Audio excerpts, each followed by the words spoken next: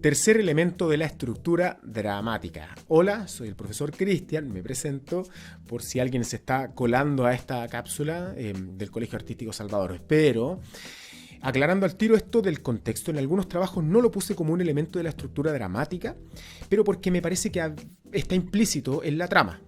Ya la historia que uno cuenta, que la resume en la trama de que se trata la historia, uno pone lo que sucede y dónde sucede y cuándo sucede. Sin embargo, voy a especificarlo y desglosarlo igual en el contexto porque es una pata más de esta mesa, porque es necesario conocer ciertos detalles, ¿sí? Tanto para dramaturgos, para actores, para todo el mundo. Entonces, ¿cómo uno identifica el contexto? Es preguntarse dos cosas: ¿dónde ocurre y cuándo ocurre? También se conoce como circunstancias el contexto. Y las circunstancias dadas, por ejemplo, es algo que ustedes como actores, actrices, siempre van a ir escuchando como parte de su proceso creativo, ¿sí? Las circunstancias dadas. ¿Qué son las circunstancias dadas? Son las que rodean a los personajes y determinan su actuar. Y es por esto que quería especificar el contexto, porque determinan el actuar del personaje. Existen dos tipos de contextos, perdón, que es el contexto cronológico temporal, es decir, de nuevo volviendo a la pregunta, ¿cuándo ocurre la historia? ¿Cuándo ocurre la trama? Es muy importante esto. No es lo mismo decir que el Romeo y Julieta de William Shakespeare, volviendo a la obra que les mencioné antes, ocurra en el siglo XX que en el futuro, no sé, o a principios de 1900. No, William Shakespeare la sitúa en 1590, ¿sí? Donde las circunstancias dadas determinan que Romeo y Julieta no pueden estar juntos porque sus familias se odian y pueden matarse. Ustedes me dirán, pero eso puede ocurrir hoy en día, no sé, los narcotraficantes pueden hacer lo mismo. Sí, pueden hacer exactamente lo mismo, sin embargo, la belleza de esa historia de William Shakespeare pega increíblemente bien en el 1590 con ese lenguaje, con esa poética que tiene William Shakespeare. Se puede contar igual con unos narcos en pleno siglo XXI,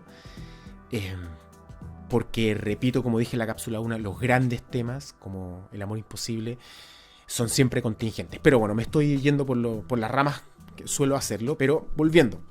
El cuándo ocurre la trama es muy, muy importante, el contexto del cuándo. Y el otro tipo de contexto es el espacial o el físico, que es donde ocurre la trama. Y, por ejemplo, Romeo y Julieta ocurre en una ciudad al norte de Italia que es Verona, ¿sí? Muy importante saber aquí, porque no es lo mismo que eso hubiese ocurrido en la India, que hubiese ocurrido en África, en Estados Unidos, en Chile, en Argentina, ¿no? Todos esos te van determinando tu forma de actuar por la cultura de esos países, por la forma de desenvolverte, etc. Y más específico aún, el contexto espacial o físico también determina tu forma de escritura o de actuar. O sea, si es que yo estoy haciendo un personaje que habla con otro en un ascensor, es muy distinto a hacerlo en un estadio, por ejemplo. Entonces el contexto determina circunstancias dadas. El contexto es tanto para cuándo ocurre esto, dónde ocurre a nivel dónde están situados, en qué país, por ejemplo, en qué barrio, hasta en el espacio físico, en una pieza, en un estadio, en una habitación, en un ascensor, en un baño, etc. ¿Sí? Determinan tu actuar y determinan cómo se comportan los personajes. Y clarísimo, entonces, recuerden que el contexto es siempre lo que va a determinar a los personajes, y por eso es muy, muy importante tenerlo muy claro. Y hablando de personajes, la próxima cápsula vamos a ello. Personajes.